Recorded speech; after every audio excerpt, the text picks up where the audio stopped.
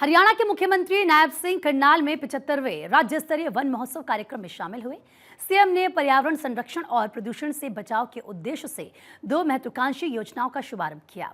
मुख्यमंत्री ने एक पेड़ मां के नाम योजना का हरियाणा में विधिवत रूप से शुभारंभ किया। देखिए हमारी ये खास रिपोर्ट।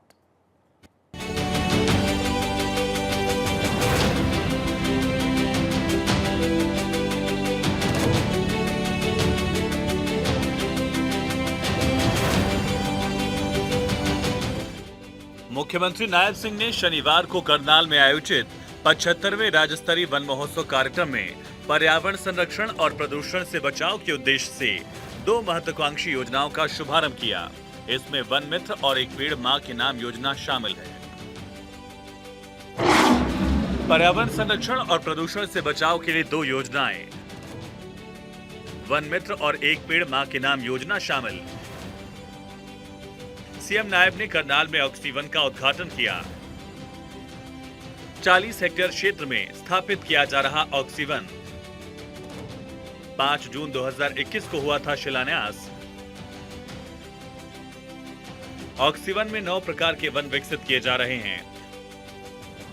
ऑक्सीवन में 10,000 पेड़ पहले लगाए गए थे।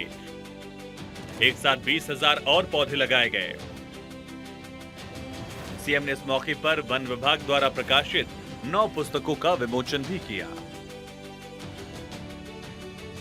मुख्यमंत्री नायब सिंह ने बताया कि 5 जून को विश्व पर्यावरण दिवस के उपलक्ष्य पर प्रधानमंत्री मोदी ने दिल्ली में एक पेड़ मां के नाम से एक अनूठे अभियान की शुरुआत की।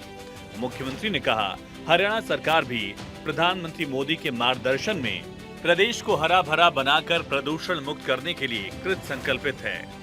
इसी के तहत एक पेड़ मां के नाम योजना का हरियाणा में भी विधिवत रूप से शुभारंभ किया गया। आज एक वन मित्र की मैं घोषणा कर रहा हूं। जो हमारे लगभग जो वन मित्र होंगे वो अपने आप खड्डा खोदेंगे, पौधा लगाएंगे और सरकार उसको 20 रुपए के हिसाब से उसको देने का काम करेगी, उसका वो संरक्षण करेंगे।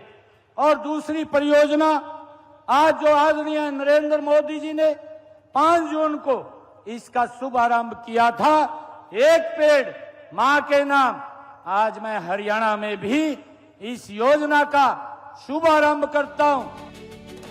मुख्यमंत्री नायब सिंह ने कहा कि वर्तमान दौर में दुनिया में पर्यावरण प्रदूषण चिंता का विषय है। इसी साल हरियाणा में भी कई जिलों में तापमान 50 डिग्री सेल्सियस तक रहा। इससे लोगों को खासी परेशानी का सामना करना पड़ा। मुख्यमंत्री नायब सिंह ने कहा कि कोविड महामारी हमें ये सीख दे गई थी कि इस धरती पर जीवन को बचाए रखने के लिए ऑक्सीजन सबसे अहम है। पर्यावरण संरक्षण के लिए हर जिले में 5 से 100 एकड़ क्षेत्रफल पर ऑक्सीवन बनाने की योजना। 2022-23 में शहरी एवं ग्रामीण क्षेत्रों में 22 ऑक्सीवन स्थापित किए गए। पंचकूला में ऑक्सीवन स्थापित करने का कार्य जारी है। वन क्षेत्र को बढ़ाने के लिए हरियाणा सरकार कर रही लगातार प्रयास।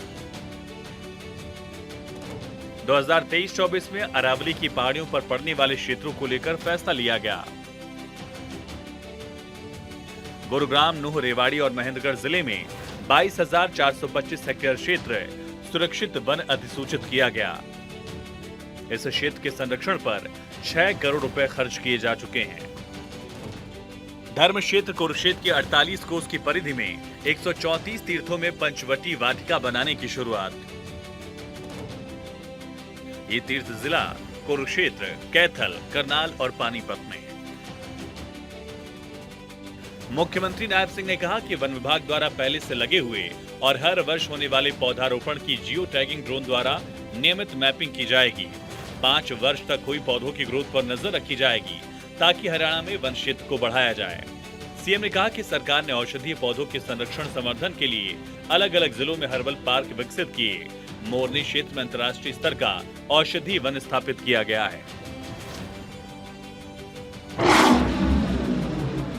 में 75 साल से अधिक आयु के वृक्षों के लिए प्राण वायु देवता पेंशन योजना भी शुरू की गई। वृक्षों के रखरखाव के लिए 2,750 रुपए प्रति वर्ष प्रति पेड़ पेंशन का प्रावधान है। 2023-24 में 3,819 वृक्षों के संरक्षकों के खाते में इसी हिसाब से धनराशि ट्रांसफर भी की गई। इस साल भी लगभग 1.5 करोड़ पौधे लगाने का लक्ष्य रखा गया है और अक्टूबर 2014 से अब तक हरियाणा में लगभग 18 करोड़ पौधे लगाए जा चुके हैं। मैं आज इस अवसर के ऊपर आप सबको वर्षा ऋतु में मैं ये अपील करना चाहूंगा कि हर परिवार कम से कम एक पेड़ अवश्य लगाए। अपने बच्चों के जन्मदिन के अवसर पर, विवाह की वर्षगांठ के अवसर पर या परिवार में कोई खुशी के मौके के ऊपर हमें ये संकल्प लेकर के आज इस 75वें वन महोत्सव के अवसर के ऊपर हमें जाना चाहिए कि हम एक पेड़ अवश्य लगाएंगे। सीएम नायब सिंह ने कहा कि आसमान में प्रदूषण और धरती पर तापमान का निरंतर बढ़ना चिंता का विषय है। सीएम ने अपील की कि हर परिवार कम से कम एक पेड़ जरूर लगाए।